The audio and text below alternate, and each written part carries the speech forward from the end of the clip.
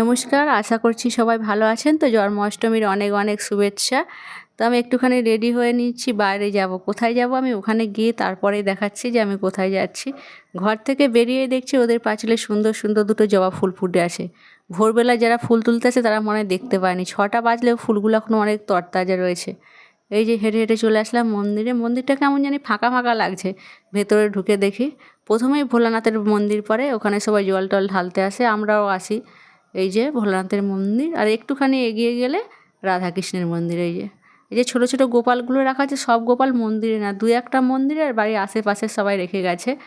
এই যে এখানে চাঁথালটায় যখন বড় অনুষ্ঠান হবে ফাল্গুন মাসের দোলযাত্রার দিন, তখন ওখানে বসে সবাইকে প্রসাদ খাওয়ায়। তারপরে প্রত্যেক বছর মন্দিরটা জলে ডুবে যেত, তো তার জন্য আগের বছর মন্দিরটাকে সুন্দর করে উঁচু করেছে। আমরা একটু রাত করে গেলে পুজোটা হয়তো দেখতে পেতাম, কিন্তু সন্ধেবেলায় ঘুরে চলে আসলাম, শুধু সন্ধ্যা আরতিটাই দেখতে পেলাম।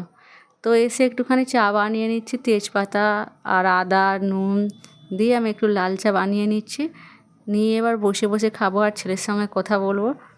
মন্দিরটা ফাঁকা থাকার কারণ হচ্ছে সবার বাড়িতে গোপাল আছে, রাত্রে যখন পুজো হবে তখন সবাই আসবে ওই মন্দিরে।